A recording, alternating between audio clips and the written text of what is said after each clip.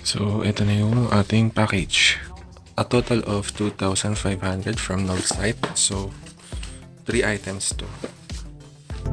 So, ito yung dapat to T15 na white and 73 T10 white bulb. Yun. It comes with the product manual, cable, and then the LED itself.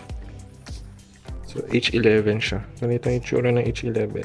So, pwede rin siya sa H16. Parehas lang sila ng configuration. Yung 73T switchable. So, pansinin nyo, ito yung meron siyang fan. Then, meron siyang sariling driver, external driver. Na made in metal, I guess, or plastic. 10 mm.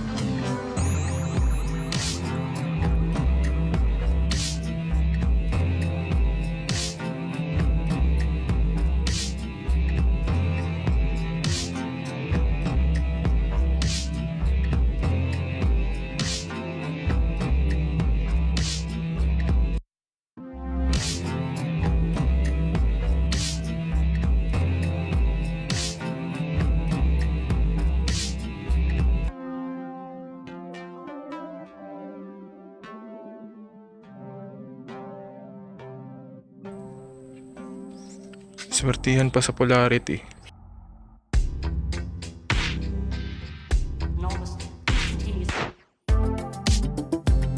Hindi, pasok mo.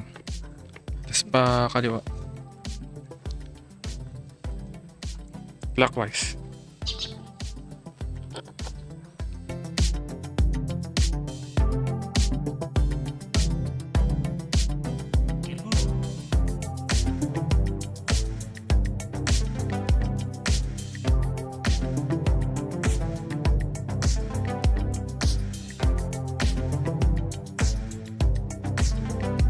Dito naman, nakakabwisit lang yung magpalit nito.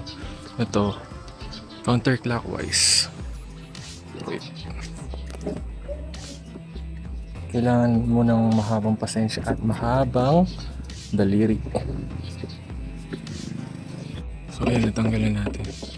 Tatanggalin mo lang yung cover na yan. Dito, sa loob. Mahabang pasensya at mahabang daliri. Ayan. So, pwede natin itong tanggalin. So, hugutin na to. Yan. So, pag-install nito, yung silver na yun, nakikita nyo yung hinang na yun, dapat nasa baba yun. So, ang orientation yan pag ganito. May polarity kasi to. So, yan. To close this, itong nakasmile na to kailangan nandito sa ilalim. Or yung may butas sa ilalim, dapat nasa ilalim siya. And then, i-align nyo lang siya dyan. And then, once na maano nyo na siya, i-forma nyo na lang dun sa tungkol niya dun. Okay. Yan. Pag na-place na siya ng ganyan, i-twist lang pa clockwise. And then, meron dapat snapping sound na gano'n. Yan, okay na siya. Kailangan sexy talaga yung kamay mo.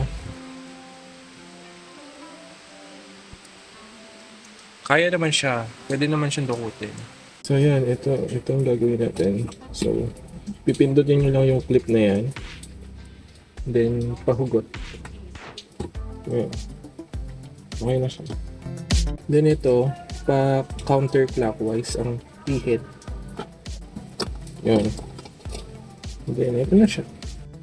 So, ang trick dito, need mong i-align base dun sa cruise.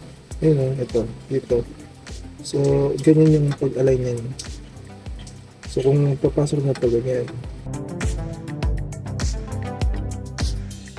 Yun, pumasok na. Kapag naramdaman yung kumakat na, saka nyo i-twist. Then, plug it back. May polarity to guys ha. May polarity. So makikita nyo naman dito sa wire kung ano yung positive and saka negative. Yung naka-indicate dito. Ayan, positive, negative. So yung negative, ilagay natin yung sa black. Try natin. You can also adjust the fog light here. Kung i-compare natin dito sa stock to fog light, walang wala. Di ba? Headlight and then fog lamp. See the difference. Actually mas malakas pa nga itong fog lamp kaysa dito sa headlight eh. Tingnan nyo. So ganito yung tamang alignment ng LED. So kailangan yung beam niya is pa-horizontal, hindi siya pakalat dapat. So, ganyan yung ano niya.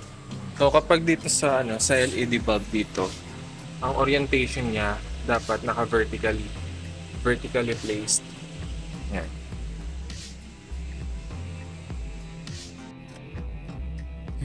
So ito yung dalawa na yun dito siya nag-focus.